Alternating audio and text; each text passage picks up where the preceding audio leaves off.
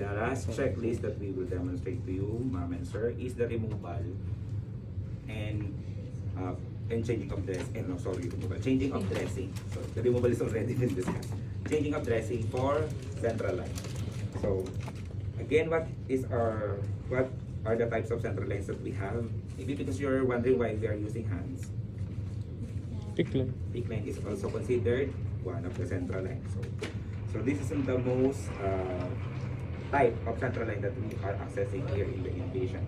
Okay, so if for changing and dressing of the central line, we don't need an order. So don't look for the order in the system that we need to change the dressing for the central line. It's not ordered, but we need to do the proper identification for the patient. Again, for how do we identify the patient? Using two identifiers. Ma'am Josmi, Full name. full name. Then modern. Okay. Then, so you go, because we are accredited by CVC, so don't forget that one. Always knock the door, open it, greet the patient, introduce yourself. So, good morning, sir. I'm Saldi. I'm your nurse for today. So I will gonna change the dressing of your central line. If you can speak that in Arabic, much better. Okay? Then, you need to gain the cooperation of the patient. If the patient does not want to change the dressing, kindly acknowledge it and document. Document it that he is refusing. Do not just do kalas, you acknowledge them. You will not document it. Even in your nurse's notes, you document it that he doesn't want. Because we are preventing this changing of dressing on a timely basis prevents the occurrence of collapsing. That's what we are preventing. Okay? So he agrees or she agrees. She agrees. But here, for demonstration purposes, he is a man. Because I'm a male nurse. Male to male. Do not do anything against their culture. Okay? So, he agrees. So, you need to gather your equipments. What are the equipments that we need in changing of the dressing? So, we have our dressing pack. And cleaning solutions. We can use betadine. If he has allergy on betadine or povidone iodine, we can use chlorhexidine. This is on a pack for just demonstration purposes. Or, no available, you can use alcohol swab stick or alcohol swab as long as it is 70%. Okay, then dressings. What are the dressings that we can use? We can use the gauze dressing, the transparent dressing, but we need a partner for this one, that is our biopatch. And chlorhexidine impregnated dressing. If you have this one, much better. I advise you guys to use this one. So, we are talking about the dressing already. So, if we are going to use gauze dressing, this is used for patients who have, their catheter has leaked, there's some leakage, or for example, newly inserted. You can use gauze dressing, transparent then gauze. Then, this is also used if your patient perspires a lot or sweats a lot. You can use this one. And we need to change this one how many days? If you have the idea. How many days we need to change this one? Gauze dressing, gauze transparent dressing for central line. Every other day. So, every 2 days. Correct. But for biopatch and transparent dressing and chlorhexidine impregnated dressing, how many days? 3 days. 3. More. 5. 7 days. 7 days. 7 days. Then there's an exception. Without without 2 days or not reaching the 7 days, if it's soiled, we need to change. Then our labels, our clean gloves, sterile gloves, and drapes or underpads if you need. And why do I have a mask? To let the patient wear them. Yes, let the patient wear the mask, especially if he cannot, move away his head away from the side. For example, your side is on the left, instruct the patient to look on the right and opposite. Okay? Then we need to, if you cannot do that one, just tell him that he needs to wear a mask. Right? So that if you are conveying with him, if he's talking or he's coughing, he will not contaminate the site once you already open. May nag-share sa live. Okay? So you're already there.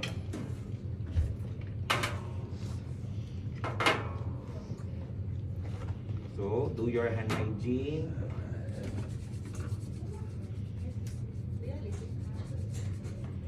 HRCT.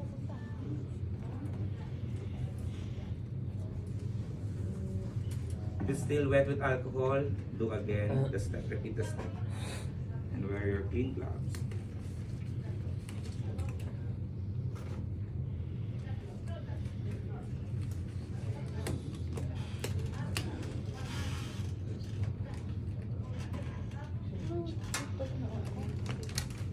Prepare your dressing towel.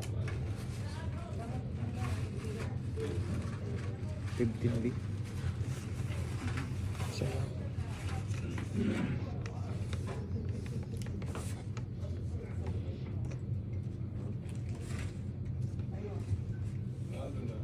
Okay. I'm gonna use bio patch and clear dressing.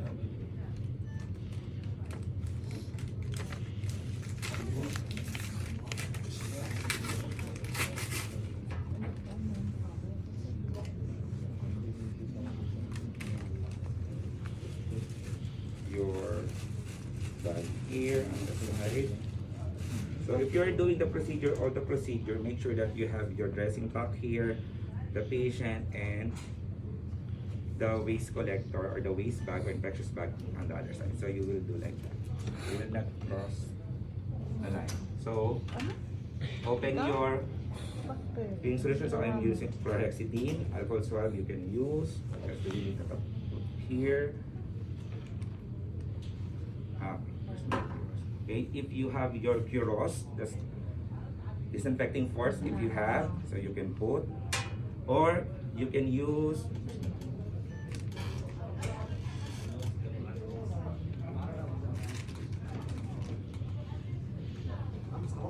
Sterile connector. the connector.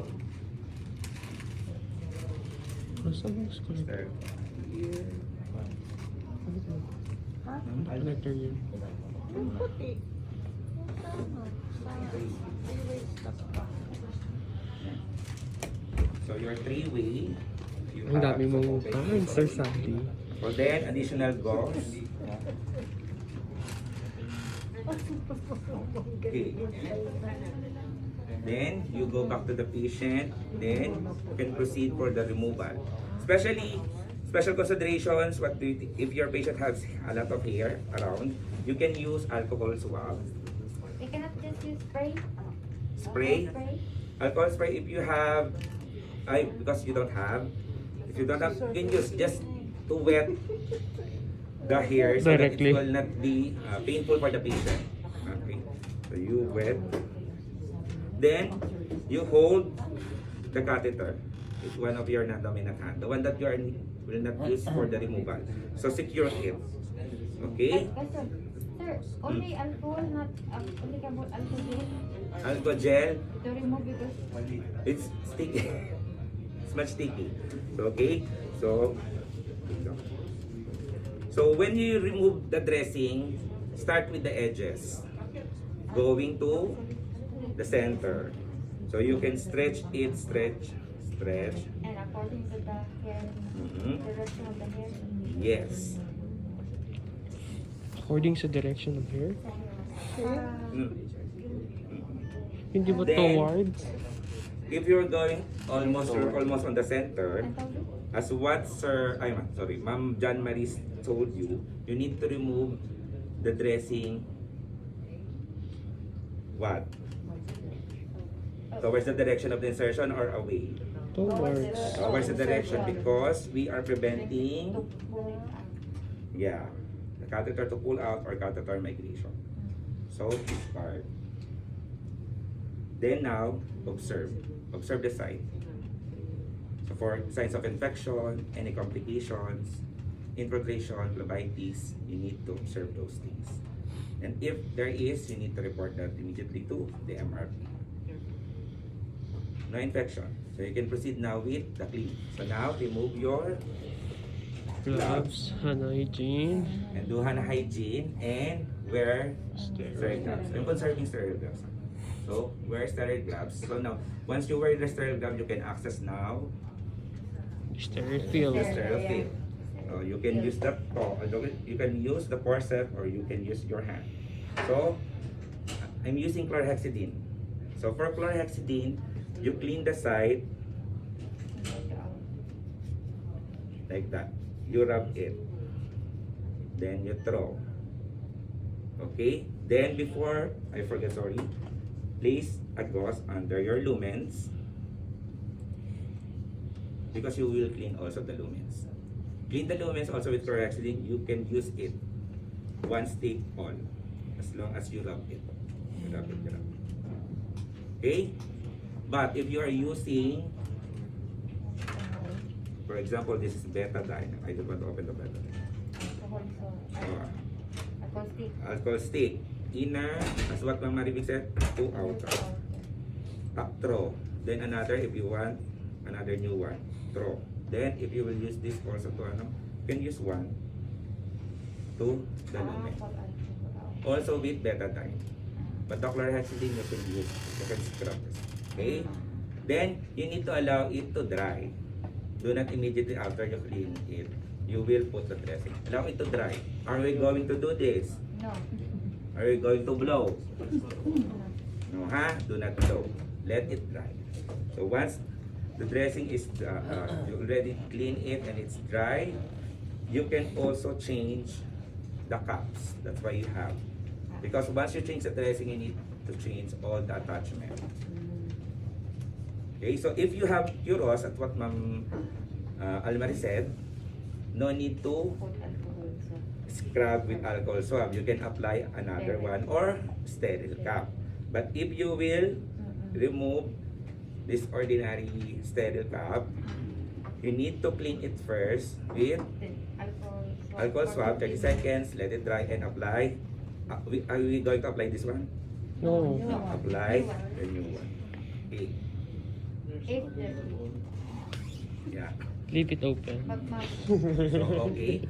Then, prior to, sorry, I forgot to mention, prior to manipulate the central line, if there's fluids that is connected, you need to stop it and lock it. But this type of cannula is not, there's no lock.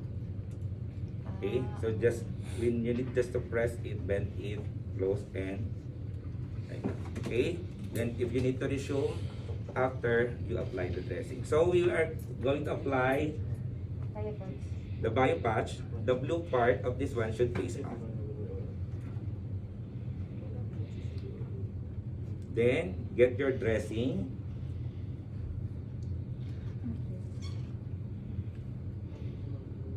And simply apply it to the side.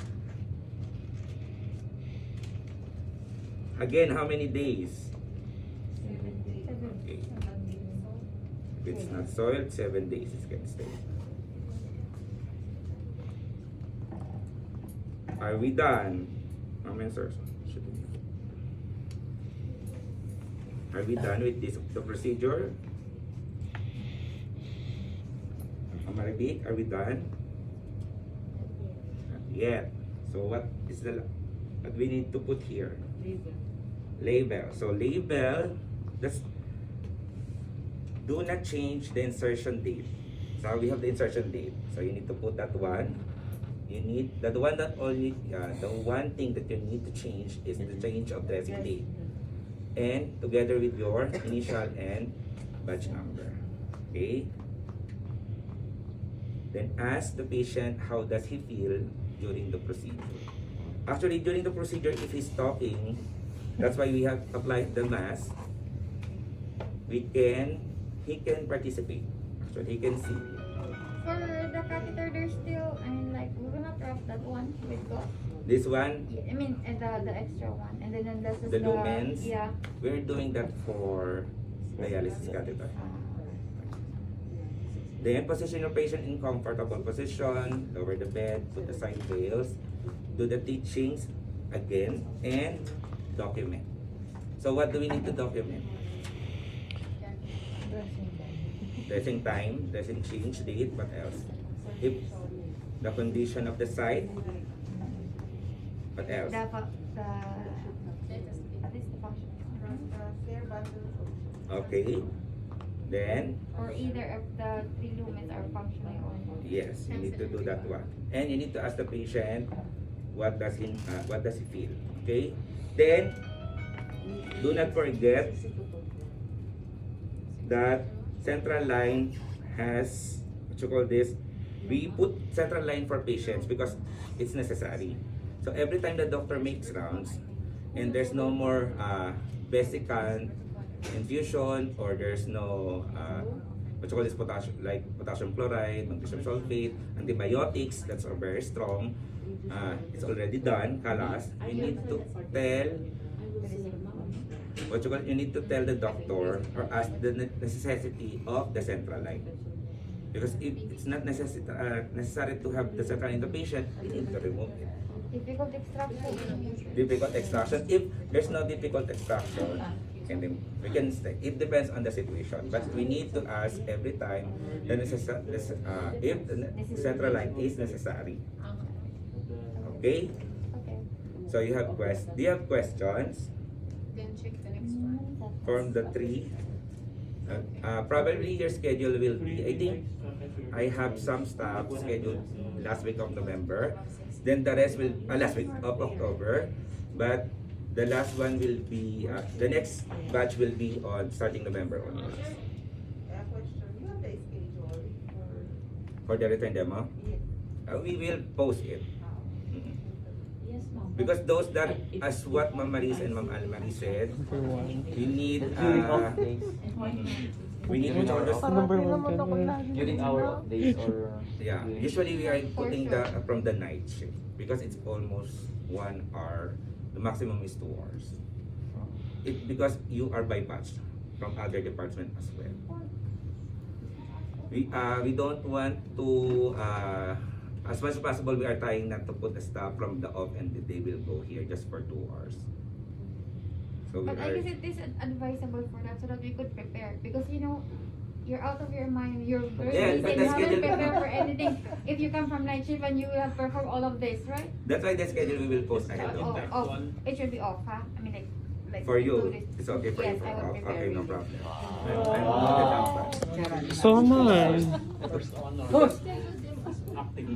schedule, Okay. schedule your Actually, you're galing sa duty. From off, you will be off on your schedule. And then, because we don't know how long you will take the procedure. Actually, it depends on you if you will go sura-sura to the educator and do, and then complete all the stations. Then, you will finish early. Is it So necessary? maximum Okay. of 2 hours. Yes. Is it necessary to mention all of those checklists there to Actually, this is performance. So if we can see it that you did it properly, no need to mention? verbalize. Okay. But of course, we need to know your cognitive skills. So either before or after you did the procedure, we will be asking questions. Now, during the time that you are doing the procedure and you missed an important step, then we can remind so that you will remember if ever you missed an important step. Right. Clear? Other Concern. concerns? Kaya nga